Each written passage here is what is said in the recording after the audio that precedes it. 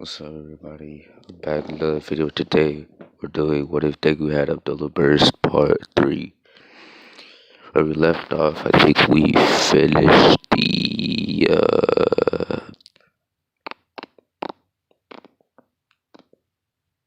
think it was hold on real quick.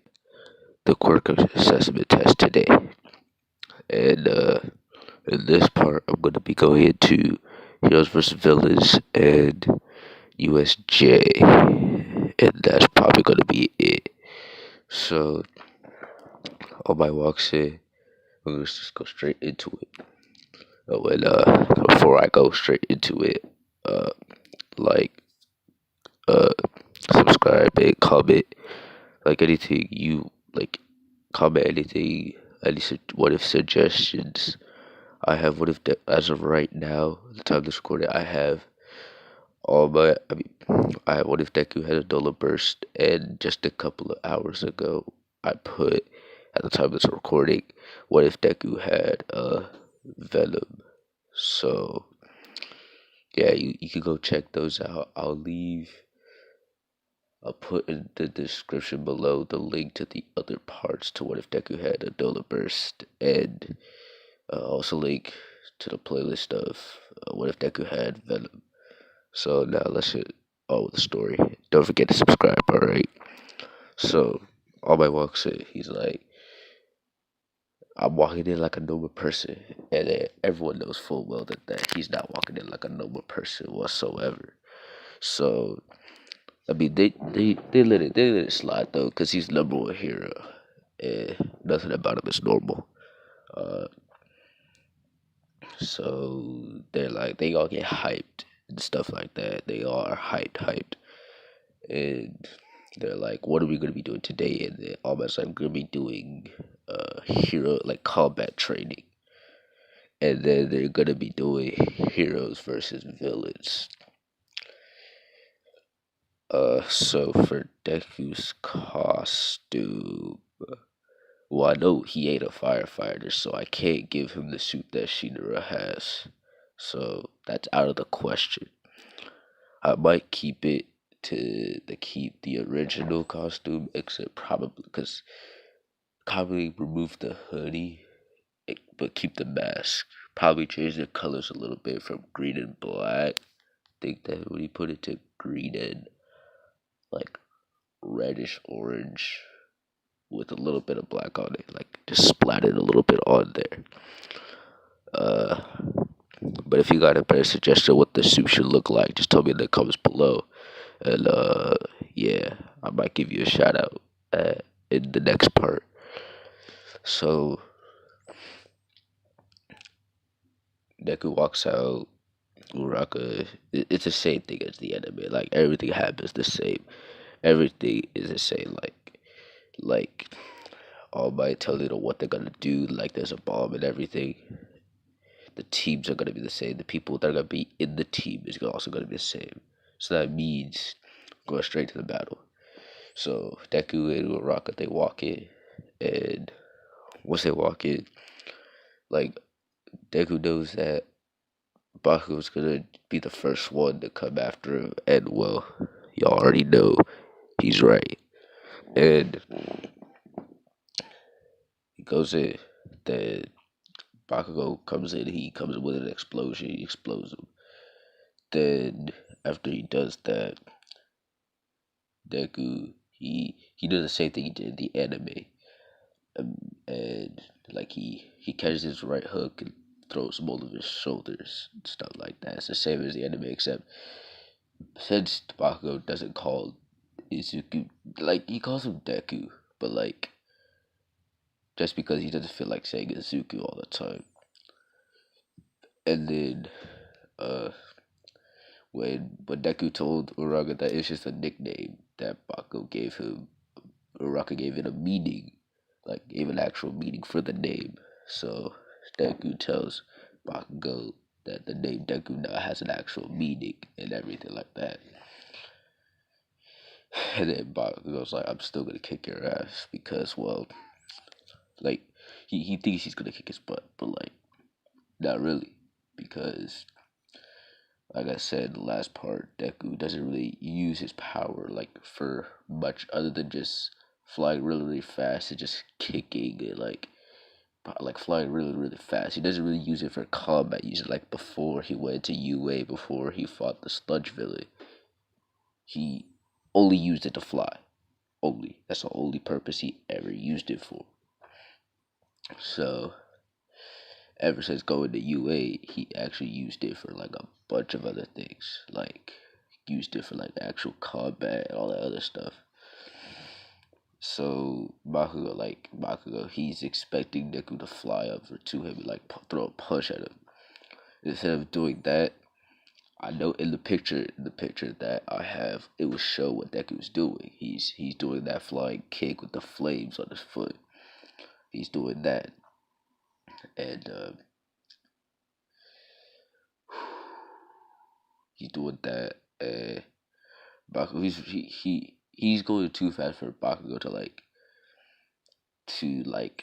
he could probably block it, but he wouldn't have enough time to like think about it and dodge. But like even if he blocked it, it would burn him, like probably break the gauntlets and like burning a little bit through his costume a little bit. And I just realized I haven't told you how fast like Deku is at this point. Ever since training with All Might and also getting One for All on top of that. Like even without One for All, I think he was pretty good. Like he could go probably not faster than Ida, but like a little slower than Ida. Like if he kept training, like this is before he trained, this is before he got One for All, he would have been like not far away from Ida's speed. But now that he trained, and then on top of training, he got One for All. I'm gonna say that he's faster than like way faster than Ida going at reciprocal burst because of the anime. Like even without Shino's abilities, he was still able to beat Ida like swimming with like 5% of One for All. So or 5 or 8 or 5. I'm not sure. I think it was 5 at the time. Yeah, it was 5%.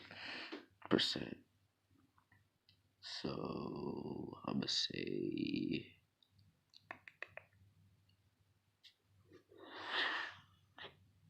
yeah. He does that. He doesn't really knock out. He doesn't knock out Bakugo, but like he does send Bakugo flying to a wall, and like he like crashes into it, like, and then like before like Bakugo is trying to get like he gets up, but then Bakugo and then Deku hits him with like like when Deku was able to use full cowling, right? Where he like just kicks to the side. Yeah, that's what he does, except he uses a little bit of his flame. Like, he uses flames on his feet, obviously, and then puts a little bit of One for All into it to put more power into the kick. And then that knocks out Bakugo, and then he ties him up. Bakugo's captured. Uraraka, now we're going back to Uraraka. Like, Deku, he tells her that I'm about to come up. Did you find the bomb? She's like, yeah. I'm gonna say this time, like I'm gonna say that she was about to laugh about what Ida was doing, all that stuff. But, like she was able to hold it in, but like she couldn't hold. Like she held it long. Like she couldn't hold it for so long that like Deku was almost there, and then like she let it out. I'm gonna say that she doesn't laugh easily, but like she was able to hold it in. Like she could have like actually done something. Like she probably would have like sneaked, but like I don't think that would work. So the Deku comes in, and then like like he made sure it was sneaky too. Like he just opened the door slowly, like it made like a small creak or something like that. But like didn't hear it because he was talking. He was like talking, like he was deep in thought. He was talking, like he was monologuing. And Deku walks in. He tells him, "Okay, Uraka, you're gonna go around the pillars. I'm gonna distract Ida." And then he's like Deku, he comes out, and then he he goes straight in the battle. He does not have time to talk. He goes straight to the battle, and then like they're fighting and stuff. Like Ida realizes that he was he's slower. Like he didn't even use one for all. He didn't even go all out with his flames, and like he still beat Ida like in speed. Like I would say, in terms of how much flames he used, it's not a whole lot. He didn't like just release it all in one go. So yeah, and Ida loses to Deku, obviously, and then like right as Deku just captured Ida, Uraka touches the bomb, and then like they won. Deku gets MVP. Like Deku gets MVP. So I would probably say Ida would also get MVP, but like but since Deku like he did it in a way that he didn't do it in the anime, I'm gonna say Deku gets MVP. And then you know I like I almost forgot about this. I think before the USJ they were like picking out representatives like who would be representative in Class A. So I'm gonna say everything happens the same except Deku. Instead of Deku just giving I would say that Deku's the one that tells him to Ayo there's a press outside. It's nothing to worry about. Except he did use Uraka's quirk. He just fly with his flames. Like he didn't put too much force into it because he would just fly out. But he used enough that he would just stay afloat. And just told everyone it's just the press. And he's still class rep. And so is Momo's the other class rep. I think. Yeah. Okay, now for the USJ. So, as always, he tells the students, okay, get in the bus. Everything happens the same as the anime. I mean, in this timeline, Deku, he's more careful about using one for all. So, like, they did, cause, the reason why he used it more in the anime, because he doesn't have a quirk. But this one he does. So, he's more careful to use one for all than he did in the anime. So, like, Sui would not say that your quirk looks like All Might's or wouldn't suspect it, anything. Like he would put he would go okay, so he would use his flames, like he would go all out on his flames, then put at least 2 to 5%. Like he could go beyond that. But like he doesn't do that because like I'm gonna say that he's kinda OP because like after the USJ he's even more OP than ever. I'm gonna just say that right now. Because he'd go even faster. And so I'm gonna say that. So they go to USJ, they meet their team. Araka fangirls out a little bit. Deku, he's kind of like, eh. I mean, it's cool that he meets a new hero, like another hero, but like he doesn't fan out as much as Uraka does. So yeah, they walk into the building, like the portal. I would say like right as they walk in the portal, like the whole life flickering thingy in the portal, all do it. I go at the same time, and like Deku and Kirishima, I would say they would both notice this, and then they would be like, "Yo, what's going on down there, bro?" That's like, is that like? I thought we were doing like like Deku and Kirishima would say, "Well, are those like are we fighting fake villains?" And then Kirishima would be like, "I thought we were doing rescue training," and then as I would say, no, these are real life villains, and then like they would go down attack. I would say, I mean, Deku, he would be kinda hesitant, but like he would still go, but he would get caught by Kurogiri, and like Kurogiri, they trap him in. Like Deku, he like tries to like he does all the moves that he could, like kicks, punch, like all that, and then like one time once when he punched one time, he hit something, like he actually hit something. You know that metal piece that Kurogiri has? Yeah, that's what he hit. And like that pushes him back a little bit, which frees Ida so he could go get the other pros to save them and stuff. And then like Ida, he's going out, like he's going quicker. I'm gonna say after USJ, Ida's also gonna train his quirk even more because of what Deku can do. Like he wants to improve on his speed and all that. But like he will never catch up to Deku. I'm gonna say there's a point where he can't go any faster than this point. I'm gonna say he can't go faster than, let's say, the speed of sound. He can't go faster than the speed of sound. Deku can go faster than, like, Shinra. He's able to go faster than the speed of light.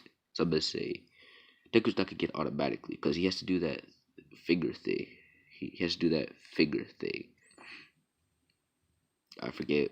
Yeah, he has to do that finger thing to be able to do it. So he's gonna learn that after the USJ. That's why I say he's gonna be OP because, like, if he's able to control more one for all, and he has that speed enhancing thing that makes his flames go even faster, he's OP. Like in a race, he would burn out everyone. No pun intended. So they get it. Like they all get teleported to their areas. Deku, like he's able to stop himself before he lands in the water. He he picks up Banana and Suyu puts him on the, like, he puts him on the shore actually, cause like he's already floating. Why not just put him on the shore? And like the villains, they don't get dealt with. Like Banana does throw the little balls, cause Izuku, he's also trying to like do like a little bit of that wood thingy, but he does it with his feet. Like he puts more flames into his feet to like burn the village a little bit, and then like Banana, he's just throwing the balls at him.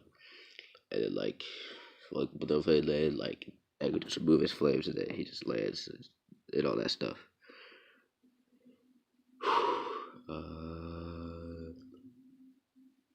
So Deku, so the Nobu's beating the crap out of Aizawa.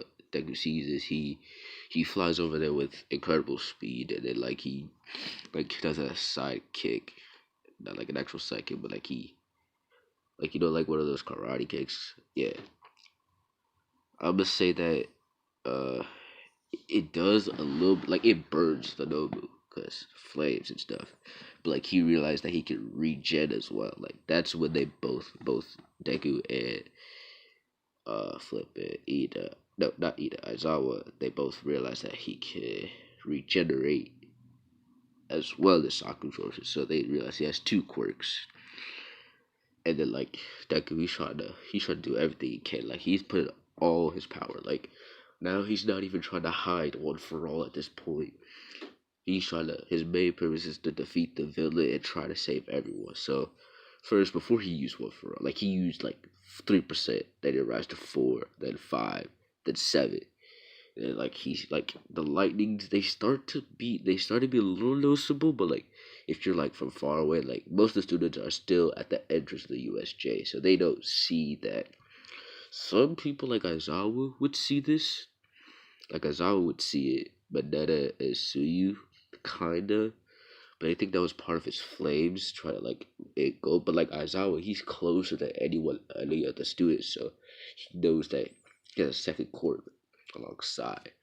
But he doesn't know it. He doesn't like Izuku pretends that he doesn't know. He doesn't know. So like he could like pull off and say, "Oh, I have a second court." That's kind of crazy. Like he would try to act dumbfounded and act like he never knew he had a second quirk. So like it kind of works out, but like Bakugo, I'm gonna say he would actually no. Let's just finish the story off. And Deku, like he keeps fighting and fighting. Like the move starts being able to like figure out some of his moves. Like he goes faster and faster. Like he puts more percentage of one for all into like most of his punching kicking. Now he's not even kicking at this point. He's just punching, straight up punching. And, like he's putting like 20%. He goes like he went from 10 to 20, and then boom, like he starts punching and punching and punching and punching and punching and punching and punching and punching and punch. Every single hit he's hitting, but like he does make the no move go back. Like he makes him fly back, but he hits the wall, does nothing, and then the Nobu just blitz Deku, like just blitz him and boom, hits him right in the face. Like he starts flying, like he's bleeding out of his nose and stuff. That's when All Might comes in, not smiling at all. And then the same thing at the end of May. Beats the crap out of the Nobu. And yeah, I'm gonna just say that Aizawa, like Aizawa, like he does, like everything is broken for Aizawa except for his arm. It's just he threw him onto the ground, and then like in the end, I think he threw him to the ground, which broke his like face. But then after that, then he just twisted his arm.